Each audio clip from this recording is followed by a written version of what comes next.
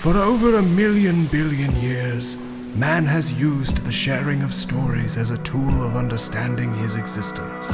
In this serial presentation, 4 plodding schlemiels endeavor to decode the mysteries of modernity and a culture in chaos with a reading of Homer's Iliad.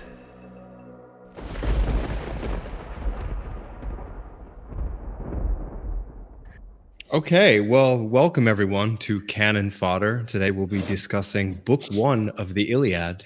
Originally, I thought about calling this the 30-year-old boomer podcast. Actually, Cinder, I don't know how old you actually are, but you do have that old soul, so I assume, Do you guys know what pogs are? Yeah. No, tell me what a pog is. I don't know. I'm 40, by the way, so I thank you for your compliment. Well, I kind of feel intimidated now that maybe I should sit down and shut up. We can change it to 30-year-old boomers and Laurentian. So we're doing Book 1 of the Iliad. Why? What is the concept of learning from the classics in a world of crisis? So the concept that we had, or that I put to you guys, that seems to resonate, was that we come from shared background or shared perspective, that obviously the world is not functioning as it should. Society is not as it should. And so my idea was, well, what if we look to something a bit more abstract, but a bit more in touch with man, which is, the classic stories that resonate to our society. So, not everyone's going to be able to really understand what Nietzsche says if you think Nietzsche's right and you want to analyze the problems of the world from Nietzsche's perspective.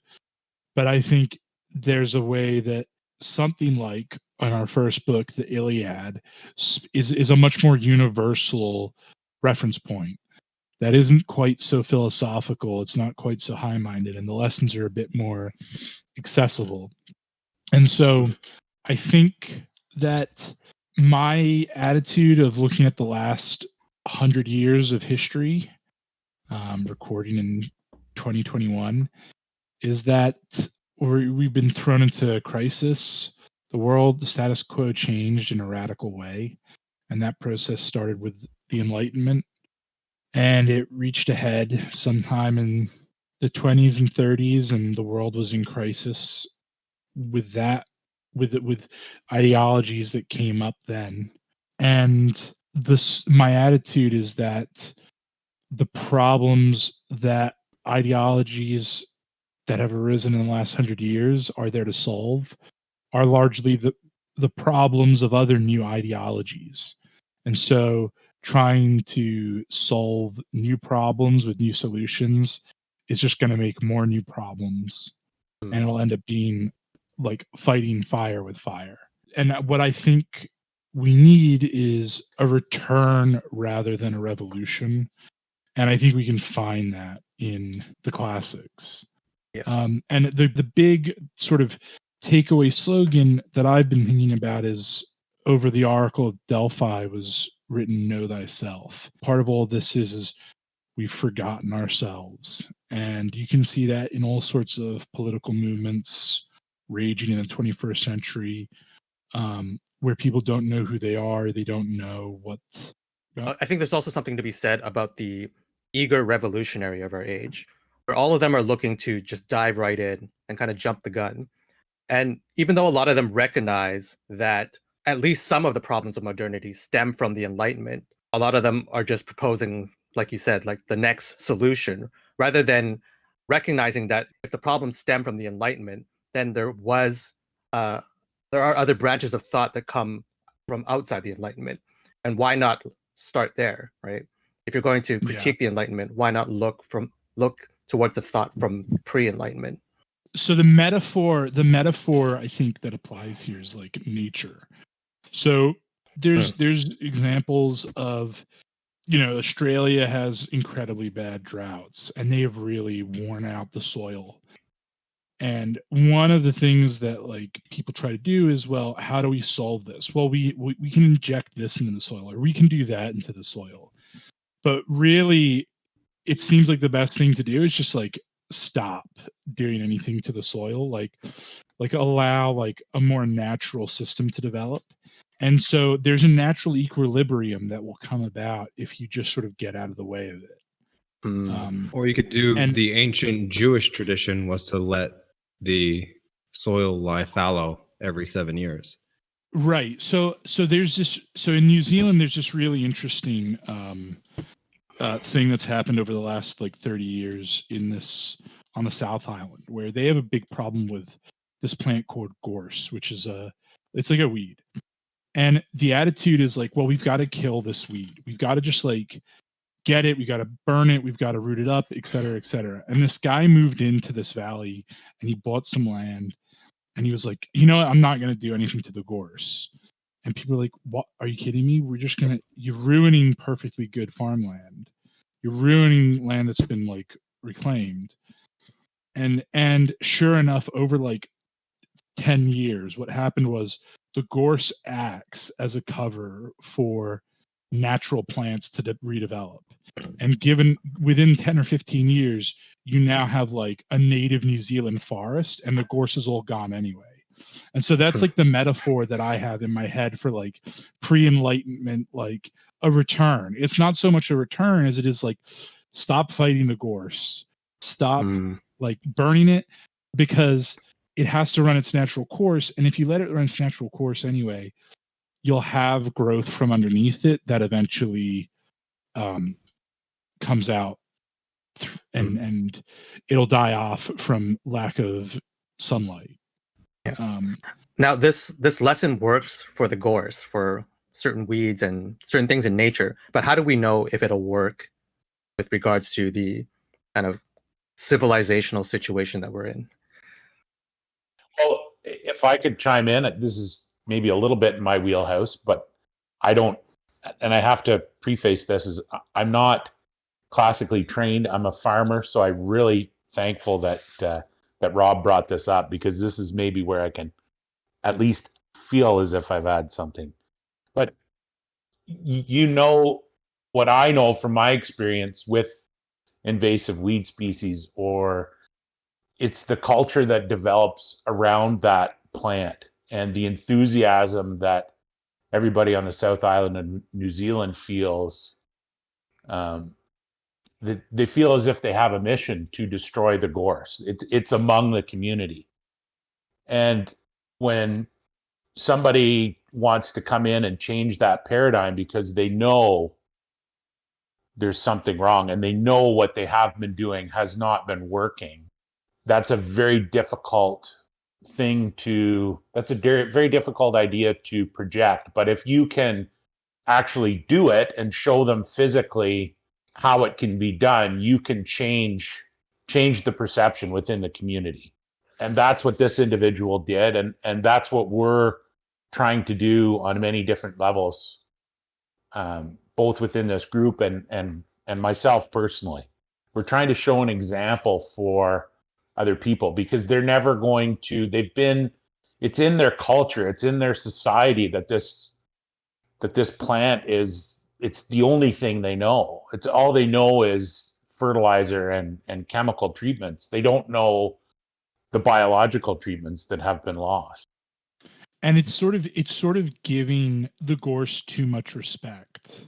Like, it's giving too much respect to like these ideologies that are plaguing us, that are like just destroying the capital of generations.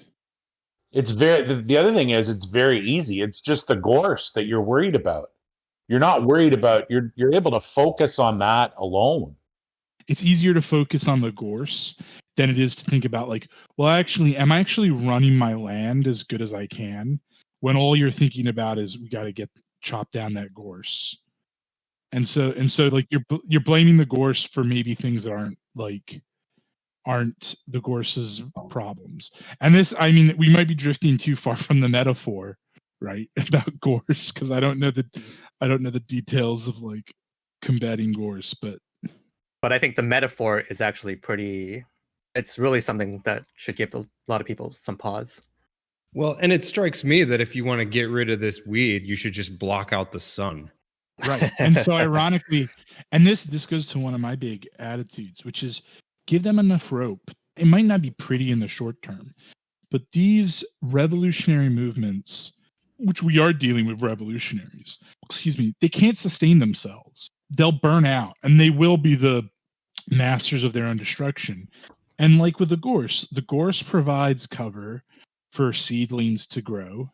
And then when they're ready, they pop out from underneath the gorse, and the gorse starts to die rapidly because gorse needs full sunlight. It can't grow in the shade, so it dies out rather quickly once you've got something that breaks through that sort of gorse canopy. In some ways, were the New Zealanders actually making it worse by actively going out and killing the gorse? Well, they were. I mean, this is where the metaphor isn't great because the guy who showed up was trying to get some native wildlife growing on marginal land, and everybody else near him were like beef or sheep farmers who they need the grazing land that isn't there.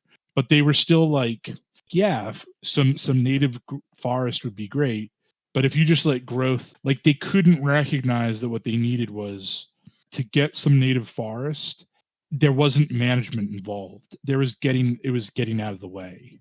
And what they saw was someone letting what had been a marginal but productive piece of land before just get surrendered to what they thought was going to destroy them all, right?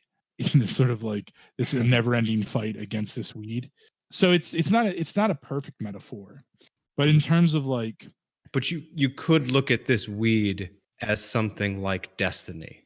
The destiny of this island's agricultural situation. So they continually try and fight destiny. The only other thing I'd add is that there's a whole technological and financial base behind that almost promotes it.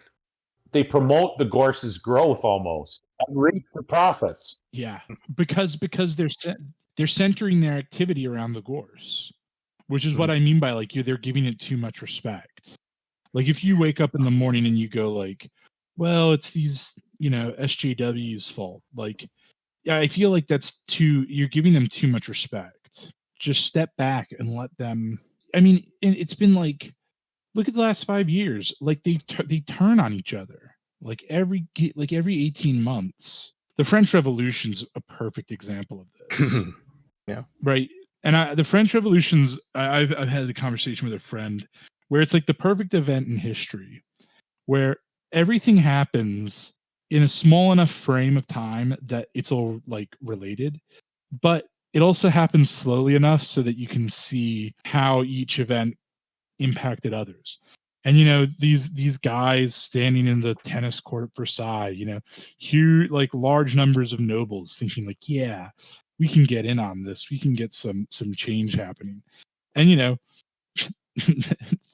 3 or 4 years later, I don't know how, but like within 10 years, huge numbers of those nobles are dead.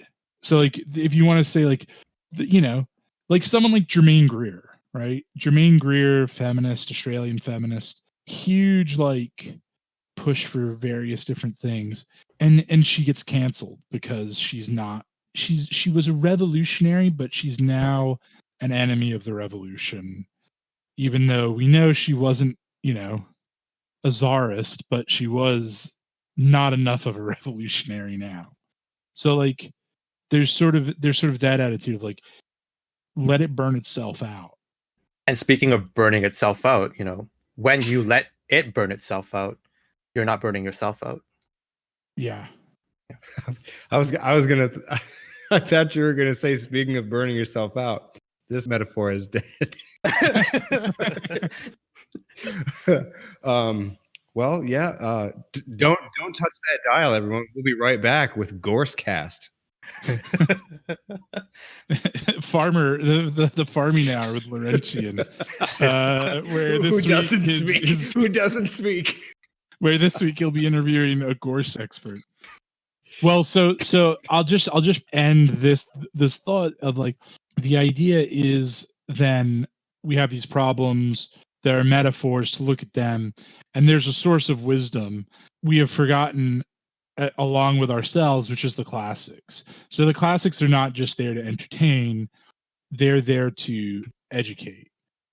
So this exercise is to look to something like the Iliad to see what it can say to us in our present condition, so that we can use both Gorse and the classics to inform ourselves about how to confront the world. So what specifically attracted you about the Iliad? Why did you choose the Iliad initially? So it's so if you were going to name two things that were the sort of foundational texts of Western civilization, I think you'd say Homer and the Bible. The Bible's too big, right? Like I think the Bible is, for us at this point, Jeff has experience with doing stuff like this, but the rest of us not so much. So I think the Iliad's a much more manageable thing than just say, like, let's read the Bible. And then it's like, well, where would you start? But so the Iliad and the Odyssey are, I think, they've informed a lot of the West, and they serve as a good reference point for Western people. And again, I think it's this, for me with the Iliad, what it is that there's an underlying, going back to the Oracle of Delphi, there's this underlying thing of like, know thyself and don't fight your destiny. And the two guys that I think in the book sort of show this are obviously Achilles, but also Hector, who comes to be Achilles' foil, and the two of them are both bound up in their destinies. And I think this is obviously, it's been a long time since I've really explored the details of the Iliad, but there's moments where, particularly for Achilles, he's resisting his destiny, but that he comes to terms with it when he so in the upcoming chapter, he basically, we see the reason why Achilles will go on strike, and kind of what he's doing is going on strike from his destiny. It's not about being good or bad either. It's just like that is what he has to do. So he has to go back to his destiny, and he has to keep the story moving. So it's interesting to think like his destiny is also the story that we're reading, and like how that comes about. But yeah, I'd be interested to hear what you guys think about. I can kind of hear the average modern listener already objecting to this idea of destiny. And it's like, are we just a plastic bag floating in the wind? What is destiny? That was kind of that line of thinking. What would you say to that? So my line, so okay, I'm gonna reference a George Clooney movie here, based off of a book by, I always get his name mixed up, John Ronson or Ron Johnson, called The Men Who Stare at Goats, and the book is quite good.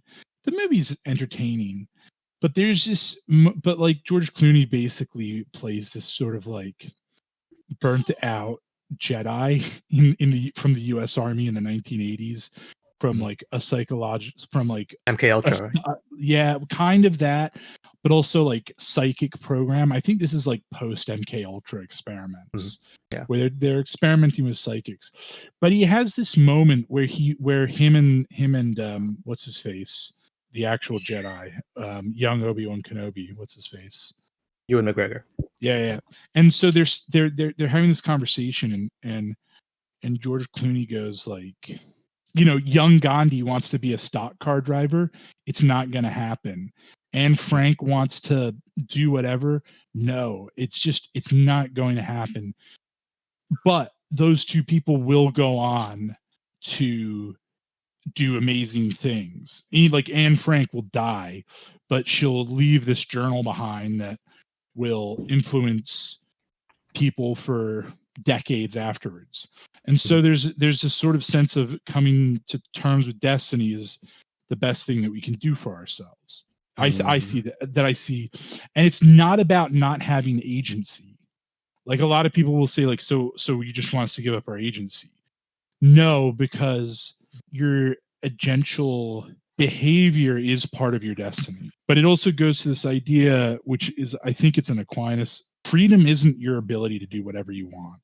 Freedom is your ability to achieve the highest good that you can. And so that like you have to choose to sort of fulfill your destiny, to do what you're supposed to do. So you would say that embracing your destiny is the highest form of agency.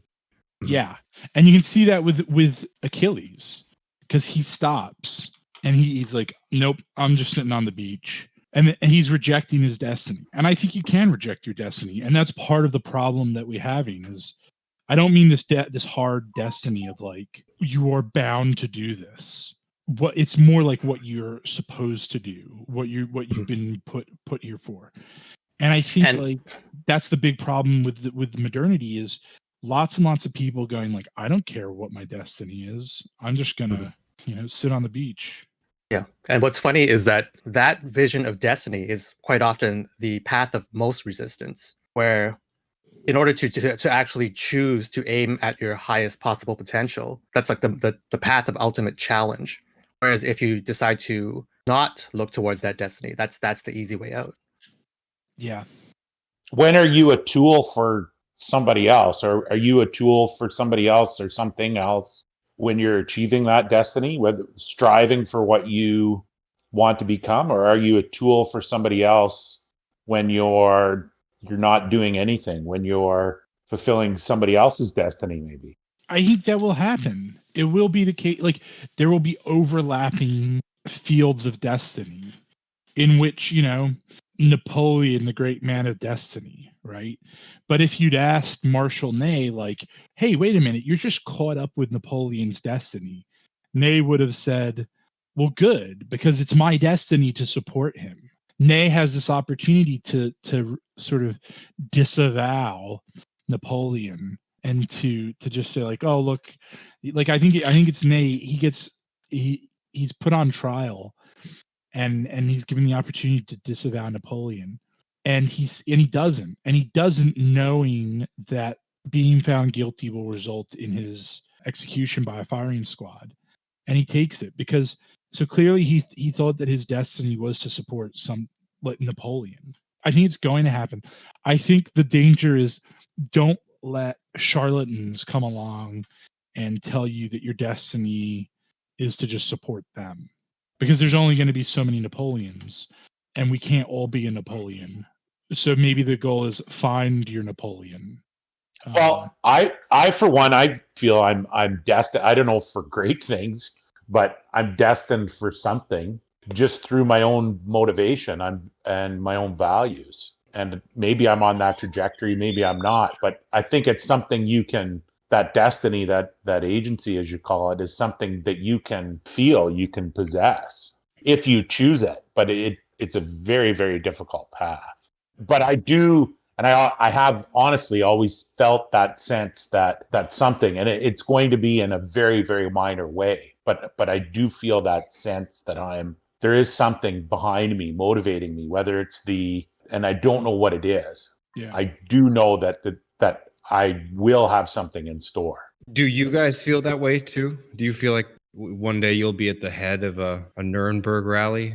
No, like but I think there will come a point whereby I will look back and I will have realized that the peak is behind me, that sort of destiny moment has I've passed me by, and either I have risen to that moment or I haven't. That's so I look at it a little bit different. But what I just before we go any further, I'm not saying that the world has 8 billion Napoleons. Right? I'm saying Napoleon found his destiny. There are 8 billion destinies, not all of which will look like Napoleon. I just want to be clear about that, because I know some people will listen to this and be like, so what you're saying is, march on Versailles or something. No. Everyone is Napoleon, episode 1. Yeah. Nor am I saying that I'm meant for those things, but there is a tangible feeling of that out there, and it needs to be properly directed and understood, and knowing myself is the first step in that. So there's a great bit of logic, or a great example Alan Watts gives, which is you will never be as good a carpenter as a Japanese carpenter. And he gives this as an example of discussing the pros and cons of like Western libertarianism or liberalism more generally. And he goes, yeah, you know, the Westerner can go and do what they want. And that is a good thing. But there's a good thing that the Westerner won't get, which is caught up in the Asian system, which is, or a caste system, which is you will never be a good carpenter as a Japanese carpenter. Why? Because a Japanese carpenter starts training at age 7. And so by the time that they're 28, they've been a carpenter for 21 years. Now, if you start today and you're a carpenter for 21 years, you're still not going to be as good a carpenter as that Japanese guy was at 28 because his brain has developed to be a carpenter's brain, whereas our brains have developed to be sort of general purpose tools. And there aren't many like specifically trained people from young ages. I think there is something interesting to add there, which is that our system doesn't set us up for greatness at an early age, but then it also sells to us later on that you have to be great to be anybody of importance, and then it sells us all of this crap like, oh, you should be a But it also NBA. it also tells us that the highest good is freedom. The highest good is to be able to do whatever you want. So it's like the cake and eating it too. Yeah, I think it's, but that's, I mean, you know, if there's the logic of it's, there's this sort of the joke in computer programming where it's not a bug, it's a feature.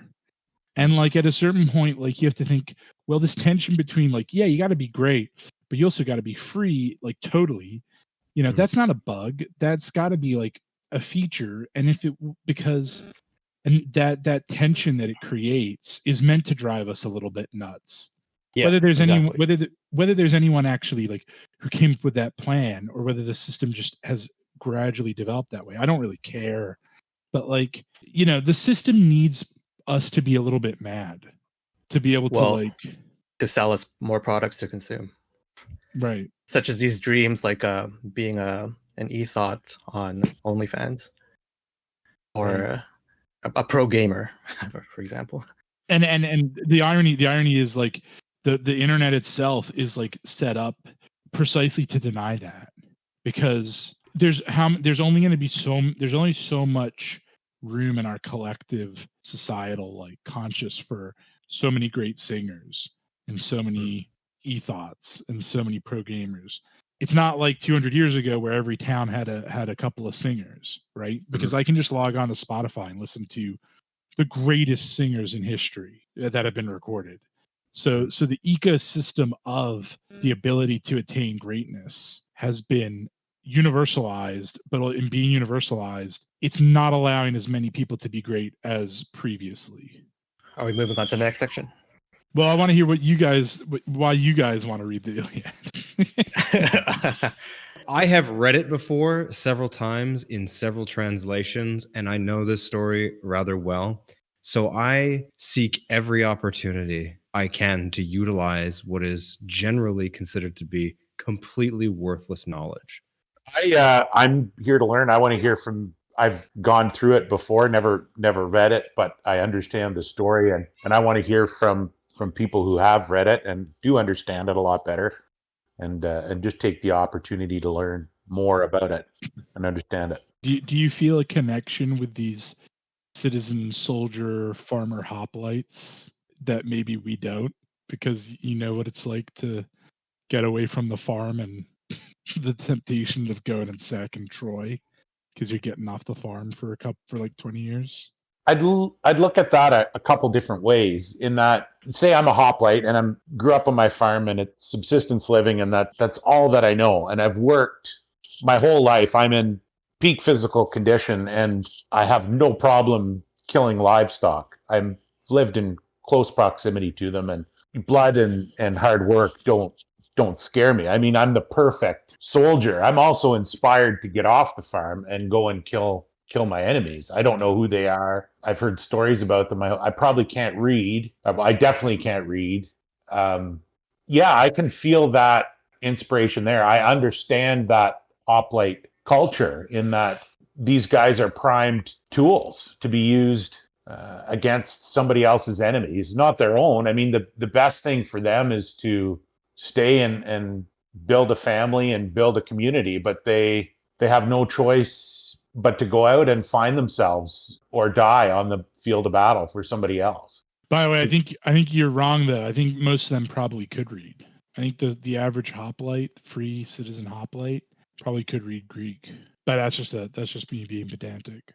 Regardless, that's a good point. They knew enough to be inspired to want to join the army instead of staying at home, probably where they should have been. Well, it wasn't an army. This would have been like a levy. So it's not like they're like you got to go do. And this is a tension that I think is present in the Iliad, is these guys going like, well, wait a minute, why are we sticking around here when we can just go home and farm? If we're just going to sit outside the walls for 20 years, why are we doing this? But anyway. But needless to say, there had to have been some kind of motivation for them to get there and stay there for some time. And I think we'll see that in chapter 1. We'll see what that is. Yeah, for sure. And Jeff, why do you want to read the Iliad? Well, my primary reason for reading the Iliad is because... Besides the great company. Exactly. It's because you guys read the Iliad. Or you guys suggested that we read the Iliad. But also, one of my thought processes is that when you go down this rabbit hole of critiquing modernity and understanding like this whole era that we live in, there's something fundamentally wrong with its foundations. Then it kind of opens up the world and you realize that you've been in this small pond, this small Overton window the whole time.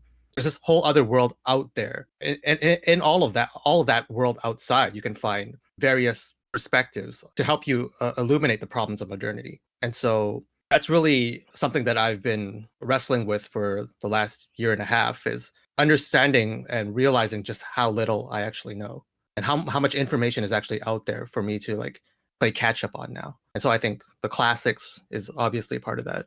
Well said. Yeah, that's the best reason. Can I redo mine? I'm kidding. It's very Socratic of you as well. Socrates said, I know that I know nothing. So that's the best place to start from. So it says here in the show notes, section 3, what do we know? Well, I think we know that this started as an epic told orally by the campfires in ancient Greece, and that this was a story meant as early theater. So this existed before theater existed? Well, it gets a little sketchy because this is often attributed to be like a 3,000-year-old. I think at most it's probably like 3,500 years old. I think maybe 1500 BC is like the early. And when we give dates like this, dear listener, we're not approaching this from classical professors. So 1 billion years ago, when Homer hatched out of the meteorite to bring us theater. Yeah. So the theater is a pretty rough term when we're referring to this. This is the beginning of our understanding, one of our oldest living documents, of epics told as entertainment. It's saying, by the way, just 2,800 years ago is probably 800 BC. So, but the stories are probably, I don't know, the stories might be older than that. Sorry, did I derail your train of thought? No, yeah. Now I'm just thinking about antediluvian Hyperborea and how I can spin this into a more interesting. No, so this is an oral tradition, an oral story. It would often be delivered with this man beating the rhythm with a stick. So it's this poetry, it's this hypnotic drumming, and it will be told over the course of several nights or however long it took, because it is a very long story.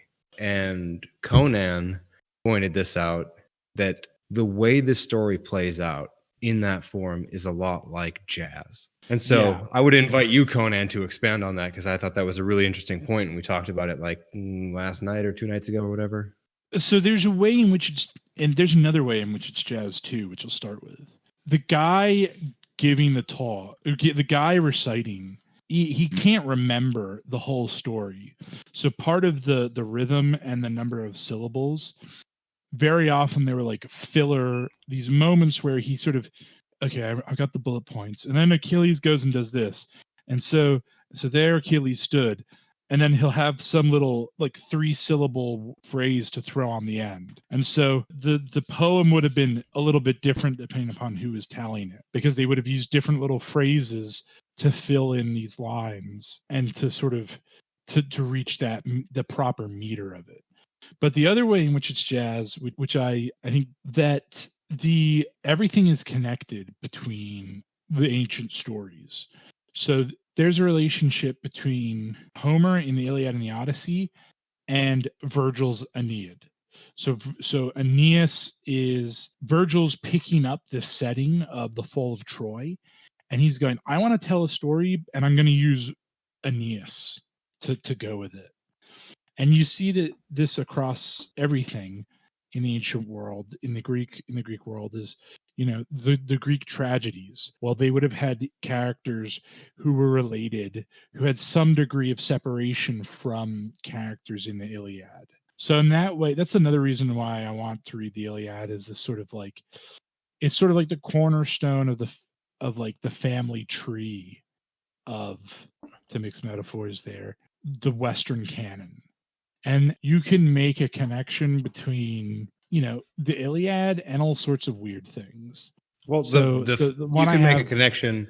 Sorry, between the founder of Rome and the Iliad. Right. So Aeneas, who may or may not be the founder of Rome, depending upon what you want to say, like Romulus and Remus are descended from him. But what I particularly like is the idea that, well, okay, Rome is founded by Aeneas. Brutus of not Et Brute, but Brutus, who's supposed to be the first king of Britain, is descended from Aeneas, and King Arthur is descended from Brutus. So therefore, like immediately, very, very quickly, I've shown there's a connection between like the myths of Britain and the idea of like 500 BC stuff going on and the fall of Troy, which I don't know if you want to take it literally, go for it. But it's more interesting the way people borrow the sort of the credibility of the story and add to it. And that's what I mean by jazz. Like most people, like jazz musicians, they know basic songs and then they improvise over them.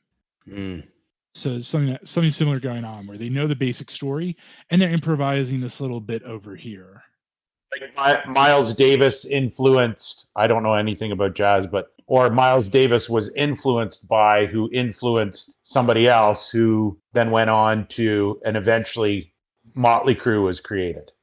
Right? Yeah. Is that? And you could trace Motley Crue back to the Iliad if you worked hard enough. And then would you say that each person or writer who adds on to the canon kind of solidifies the core canon? And so it's like it's a intergenerational civilizational project Blockchain. that's being constructed. It's a little bit of a blockchain. Yeah. Because they're going like like, I'm legitimized. So the guy who was just a dangling out on the end, well, when I come along and write something that builds on his, I'm sort of saying like, this is a legitimate part of this story, and it's still going on.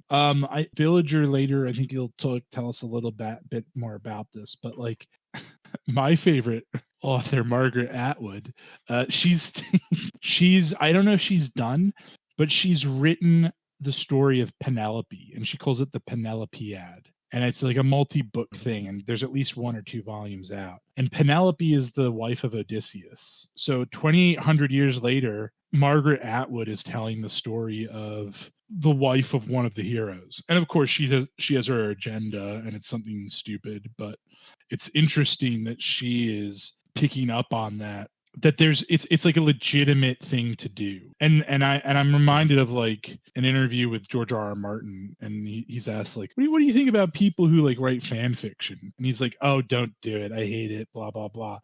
It's not something that you can do with something like George R.R. Martin or like Harry Potter, not that you'd want to, but like, and I think part of that is shows like we don't know who Homer was. Homer is this sort of like, hidden behind the screen of 2,800 years. We have ideas about who like Herodotus was in a way that we don't with Homer. And so in a lot of ways, like Homer isn't the author of this, right? This is held in commons. And so being held in commons, people can add to it legitimately without sort of being accused of being corny or cheesy or But I do think, just to get back to it being communicated orally, I do think that there's something interesting about the fact that so many of the classics start as oral communication. And you can see this with the great thinkers of this age between 500 BC, maybe pushing it out to Homer, 800 BC, and the I don't want to use the Common Era because I think that's stupid, but Anno Domini period. So the big ones I can think of that didn't write anything, and yet we have books attributed to them, are Jesus, Buddha, Socrates, Confucius, and Homer. And okay, Socrates and Jesus, we know none of these guys wrote anything, but people thought that their thoughts were so significant that they sat down and wrote down what these people said, which I think is interesting. And I think that Homer belongs with these guys. So there's also this idea that I've been coming across lately, which is that something gets lost when it's written down. It's like it no longer becomes a living form anymore. Right. When it's passed down through this kind of bureaucratic process. So Paul says in Romans 10:7, faith comes by hearing, which I think is interesting. He doesn't say faith comes by reading. He doesn't say faith comes by this or that. Like, it comes by hearing. And okay, yeah, you can read to yourself, and that's reading is great, right? Don't not read because you could hear it, because you probably won't hear it if that's your attitude. There's some wisdom in that. Faith comes by hearing. I think you're right. That's lost. It's easier to understand when it's shown to you, or when it's acted out in a play, or you have a speech given to you. It's easier to transfer. You're not relying on it. May be less consistent, but there's more of it's a better vehicle to transfer information. Well, if you're gonna read, you gotta sit there with your eyes open. Whereas one of the things I would love to go to is a recitation of Beowulf. To be able to sit there and hear the recitation and be able to close my eyes. And I think the ability to close your eyes and hear and picture these things, instead of like trying to do that while keeping your eyes open reading, I think that's probably a big part of it. And also at a certain point, later generations come to look at something that was written 500 years before them. And it's like, oh yeah, some old scroll, right? And that continues to degenerate, where now it's like we see these quotes from like Aristotle in meme form. And it's like, it's just words now. It doesn't really have that original meaning as if you were there in person hearing it. Well, that's Aristotle's really a really good example, partly because these aren't books meant to be read. So like we don't have anything that survives by Aristotle that he meant for us to read. And there is something lost because these are his lecture notes that we have. So there's something there in that regards too, that like not everything that's written was meant to be read. Like the Bible was written to be read aloud, wasn't it? The epistles were. The epistles were Paul writing to a church saying like, hey, say hi to everybody for me. I'm blessing you all, et cetera, et cetera. But the Gospels were orally transmitted for a while. Maybe something could also be said for the communal aspect of it, where when you're going to attend an actual speech, or you're sitting in the circle listening to someone recite the Iliad, that's a communal experience. Right. Whereas the book is very much individual. It's interesting you say that, because I don't know that it is as individual as we might think, but I was thinking about McLuhan, the medium is the message. And so like the transmission of the story or the idea is as important in its meaning as the events that are being communicated. I think it's significant that the way that this would have been transmitted is two people sitting around in the evening as a corporate body, instead of just, someone reading alone in his room. Like, it's a shame that we can't talk about this, having all just sat around and listened to someone with a great voice having just read it to the four of us. Sebastian Gorka. That's is that too timely? That's not going to age well in 6 months. Google it. Especially not able to sit around having listened to it several times from birth. The way it used to be done, I'm sure they would listen to it multiple times in a lifetime, hearing different versions and renditions, and then being able to sit around and talk about new perspectives that. Right. The medium is the message is a phrase that like lots of suits like to throw around.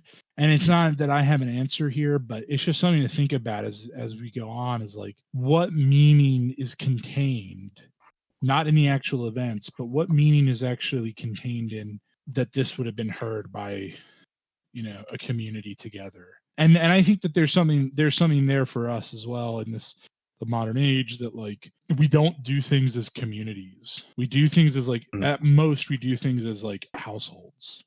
So like when you go and watch like whatever Avengers Endgame, you're not sitting next to like your neighbor. You're sitting next to someone you've never met and you're never going to see again. There isn't this like shared community appreciation.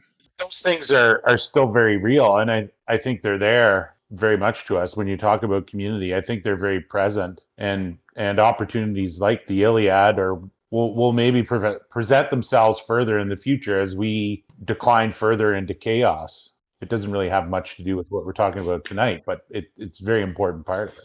Well, like we value community. I think a lot of us who think like us value community, but it's hard to find, especially with the world being so big, most of our communities being so big. And I was in Iceland, and I went to this community concert, and it was from this village, and like everybody knew each other. It wasn't an event that would have happened anywhere else, right? Like the event would have happened, but the going on of these people who all know each other, sitting together to hear some music, was unique in a way that it wouldn't happen in Pennsylvania or Ohio.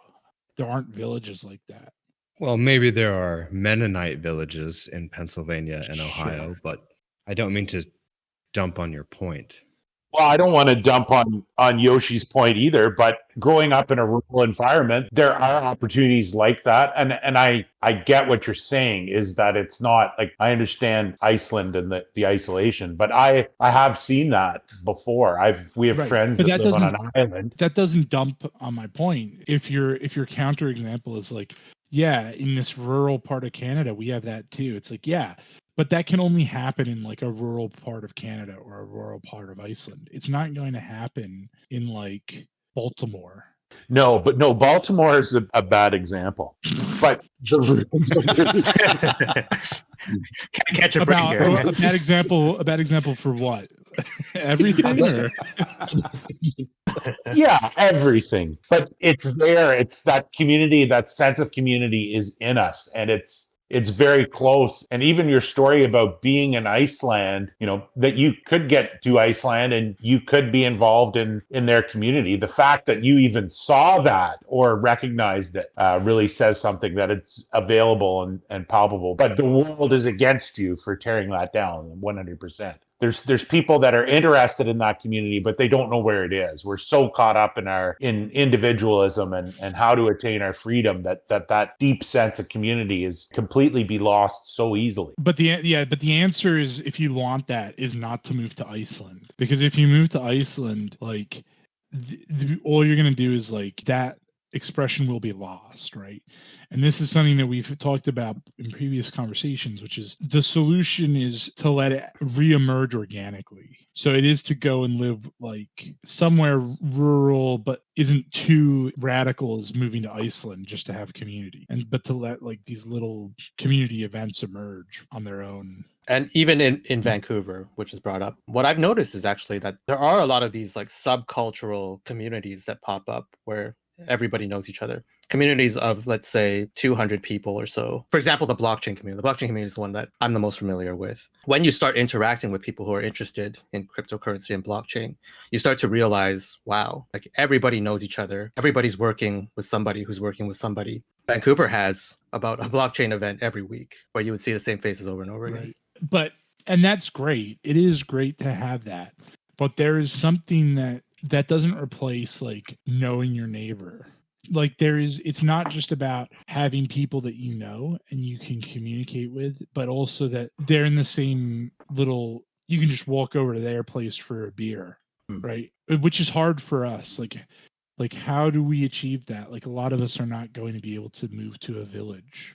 So I think that's sort of something sad. That's just like the reality of it. So yeah, to pull this back and top it off, what that started it as was the reading of the Iliad in your local community is a great way to reinforce community. Correct? Sure. Yeah. I was just trying to trace that back to how does this as a performance, how is it beneficial to the listeners? And that is what I came up with. Yeah. That's good. I'd agree. We're going on 90 minutes and we haven't started talking about it yet. Well, I think Um, Villager is, isn't he? Let's do that. Yeah. Isn't Villager up? Yeah, go on. So, Villager, would you like to give us an overview of Okay. the events of book 1? I would. So, in our modern society, we will know the Siege of Troy as the Trojan Horse story. Now, I was warned by Conan not to drop any spoilers, but you have had around 3,000 years to see this movie. And so, if you haven't seen it by now, I'm going to bust you up a little bit. So, just get ready. Plug your ears, kids, if you don't want to hear this. The Achilles heel that was Achilles' demise. The death of Achilles does not appear in Homer's Iliad. The sack of Troy, which is the rolling in of the Trojan horse, does not appear in Homer's Iliad. To get those, the death of Achilles is in a book called The Little Iliad. The sack of Troy, the story of the Trojan horse, is in a book called Sack of Ilion. So if you want that, that's what you're going to find. How does that for you, Rob? Did I miss anything? No, that's all right. It'll do. But I mean, there's other stuff. The point is that there's lots of little references that are not explicitly said that the audience would have understood. Yeah, I don't necessarily want to reveal where this ends, but you will be surprised. You will also be surprised at where this story begins, which is going to lead me into my next section. So the Iliad's actually not the first block in the blockchain, right? No. Or something. Okay. The first block is like lost. Conan, should I give just a little bit of history Yeah, please. behind this? So Priam is the king of Troy. He had 49 sons and daughters, 50, I think, including Hector, but one of them is Paris. Hecuba, Priam's wife, had a dream one night about the son she was pregnant with, Paris, who would bring the end of Troy. And she told her husband, when I have this kid, slit his throat. So Priam is charged with killing his child, which he doesn't do. He gives it to a cattle herd and says, take this child out, put it among the rocks for 9 days, let it die. The cattle herd decides not to do that and raises this child as his own child. So Paris grows up among the cattle herds and develops this ability to look at an animal and judge its worth. And he becomes renowned in the area for being able to judge the worth of cattle. So there's a wedding that takes place sometime later, and Eris, the goddess of strife, takes a golden apple and writes upon it, for the fairest, and throws it down to earth. And the three vying women for this role are Athena, Hera, and Aphrodite. So there was a contest put in place that no god and no man would judge, because no one would dare give this golden apple to any one of those three. But Paris is called forth to choose which of these three goddesses is the most fair. Yikes. Hera offers him all of Asia. Athena offers him, you'll be the most wise and you'll always win in battle. But Aphrodite offers him a woman that is as beautiful as she is. And that woman is Helen of Sparta, the wife of Menelaus. And she tells Paris, I will bewitch this woman with a spell that will make her fall in love with you if you give me this golden apple. So Paris grants Aphrodite the golden apple in exchange for a bewitchment upon the wife of Menelaus of Sparta, Helen. Thus, I posit, early on, Aphrodite started the Trojan War. So that's the history. There's a little bit in between that, but basically what happens, we all know, Paris takes Helen, Menelaus goes to his brother Agamemnon, the king of Mycenae, and says, we got to do this thing. We got to start this war. Agamemnon at first tries to do it with diplomacy, doesn't work. So he calls all the Greek lords and kings together to create this mega fleet to invade and sack Troy, which is known to be a very rich city. They do this for 9 years. And on the 10th year, book 1 of the Iliad begins. So it starts in the 10th year on the plains of Ilium. outside of Troy. Just recently, the Greek king Agamemnon has taken a woman, Chryseis, as a spoil of war from a town they've raided. In that town, there's a temple to Apollo. One of the priests is Chryseis' father, Chrysis, the priest of Apollo. He comes to the Greek camp with ships full of ransom to buy his daughter back. Agamemnon says no. He's not into it. He's keeping this girl. Chrysis, the priest of Apollo, dejected, leaving the Greek camp, prays to Apollo to destroy the Greeks or reap vengeance. Apollo hears his prayer and unleashes a devastating plague on the Greek camp. Hundreds, if not thousands, of guys are dying. Achilles, seeing this, usurps the authority of Agamemnon and calls the army together for a meeting. During this meeting, he brings forth the Greek seer Calchas and asks him to deliver a prophecy or tell Agamemnon what the problem is. Agamemnon is not a fan of this sort of berating. So Calchas asks Achilles to protect him from Agamemnon, which Achilles agrees to do. Thus, Calchas tells Agamemnon, he gives the girl back. Agamemnon flips out and agrees to give the girl back, but he demands that Achilles give him a girl that Achilles had taken, named Briseis. Achilles then flips out, pulls all his troops out, and basically announces, I'm going home. He takes his toys, and he's going home. Agamemnon loads Chryseis up on a boat with Odysseus and sends her back to the island. And he sends guys to take Briseis from Achilles at that time. Achilles lets them take it, but then immediately goes and cries on the beach, begging his mother, who is a sea goddess, to intercede his case before Zeus and give the advantage to the Trojans in order to embarrass Agamemnon. Thetis, the sea goddess, does this, and Zeus reluctantly agrees to do this. Then the last scene in that book is Zeus at dinner with the gods and his wife, who then becomes angry, starts berating him for plotting in secret against what Hera views as their side. At that point, Zeus pushes back, she pushes back, Zeus basically threatens to punch her in the face, and Hephaestus calms everybody down and pours drinks for everyone all night until they go to bed. That's book one. Do you want to try to close this possible first episode with some kind of like concluding thoughts or something? Just to like kind of round it out. Well, what's brought us here is we all know that there's something bad happening, and we're trying to figure a way out of it. And looking at the classic stories, going back in history, is what we're doing. And it's a great out. I feel very privileged to be able to have somebody to account these things to help everybody understand it better. Sorry, I dropped there for a bit. What were you guys talking about? The Iliad. We're doing our send-offs, Conan. Do you have something prepared? Yeah. Well, I think the big takeaway is that a lot of us need to learn to shut up and listen. And it's great to have ideas and to debate them, but so many people who talk, they don't seem to have listened to anything, or if they have listened to anything, it's something terrible that was written in the last 5 years. There's a reason why Jason Giorgiani.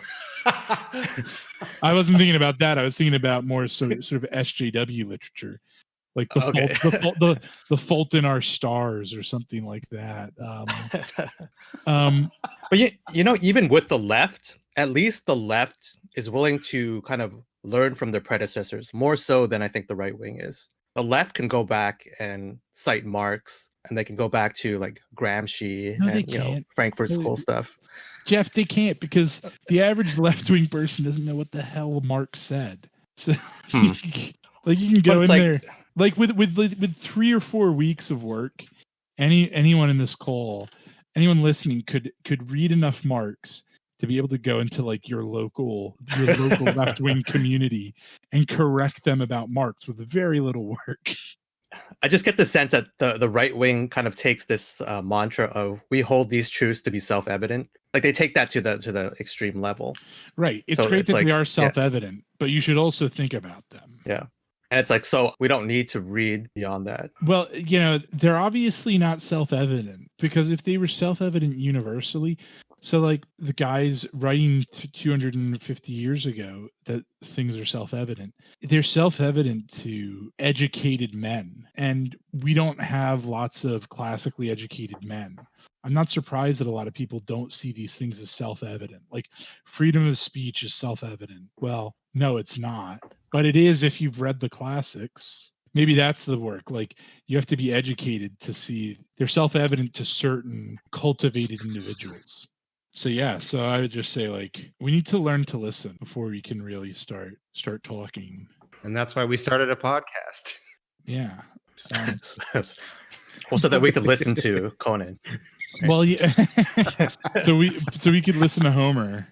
So I could listen to Homer, you could listen to me, and then everybody else can listen to us. This is it. I love it. It's a trickle down economy of trickle down economy of ideas.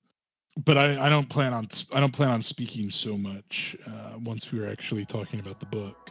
Which you will have to wait for until next week. We'd like to thank everyone for listening. Remember to like and subscribe. And I'd like to thank our sponsor, IronAgeArchive.com.